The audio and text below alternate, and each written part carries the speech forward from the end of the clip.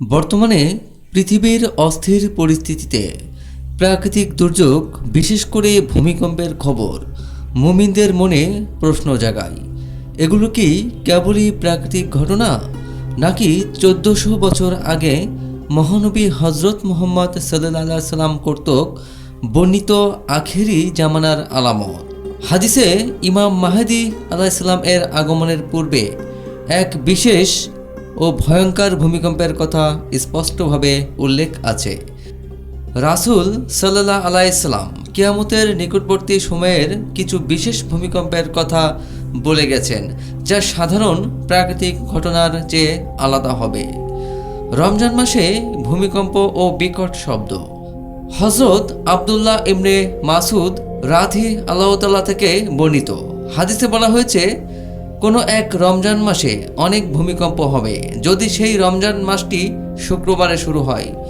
তবে মধ্য রমজানে ফজরের নামাজের পর আকাশ থেকে বিকট শব্দ বা আওয়াজ আসবে। এই সময় ঘরের দরজা জানালা বন্ধ করে রাখার নির্দেশ দেওয়া হয়েছে। ভূমিকম্পের সংখ্যা ও তীব্রতা বৃদ্ধি। সহিহ বুখারীর হাদিসে উল্লেখ আছে যে কিয়ামত কায়েম হবে না যতক্ষণ না ইলম উঠিয়ে নেওয়া হবে, ভূমিধস হবে এবং ফিতনা ও খুন খারাপি আরও বৃদ্ধি পাবে।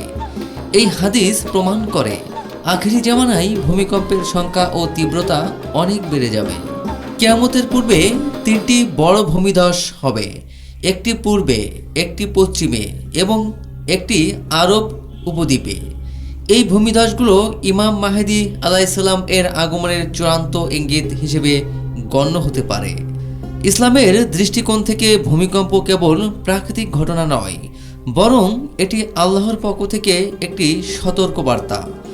আখেরি জামানায় ভূমিকম্প বেড়ে যাওয়ার প্রধান কারণগুলো হাদিসে উল্লেখ করা হয়েছে। গুনাহ ও অন্যায়ের ব্যাপকতা। সুনানে তিরমিজির হাদিস অনুযায়ী, যখন উম্মতের মধ্যে গায়ক গায়িকা ও বাদ্যযন্ত্রের প্রকাশ ঘটবে এবং মদ্যপান সয়লাভ হবে, তখন আল্লাহ তাদের উপর ভূমিকম্প প্রেরণ করবেন। আমানতের খেয়ানত। সহিহ বুখারীর হাদিস অনুযায়ী, যখন আমানত নষ্ট হয়ে যাবে, অর্থাৎ অযোগ্য ব্যক্তির উপর দায়িত্ব ন্যস্ত হবে, তখন কিয়ামতের অপেক্ষা করতে বলা হয়েছে। অযোগ্য নেতৃত্ব এবং আমানতের খেয়ানত আল্লাহর পক্ষ থেকে আযাব হিসেবে ভূমিকম্প ডেকে আনতে পারে। এই ভয়াবহ ভূমিকম্পের ফলে পৃথিবীতে জুলুম, অন্যায় ও হতাশা আরও বেড়ে যাবে। এই বিশৃঙ্খলার সুযোগ নেবে দাজ্জাল তার ক্ষমতা ও মিথ্যা অলৌকিকতার প্রচারের জন্য।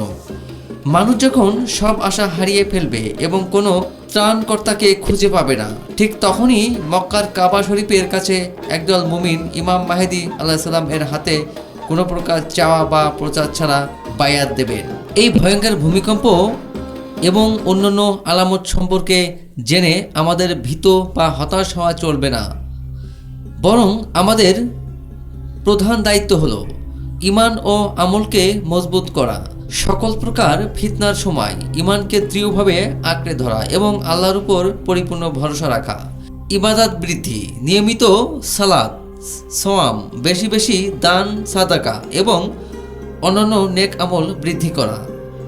আমরা যদি কোনো গুনাহ করে থাকি, তবে আল্লাহর কাছে বেশি বেশি তাওবা ও ইস্তিগফার করা উচিত, কারণ দুর্যোগ সমূহ গুনাহের ফলস্বরূপ আসে।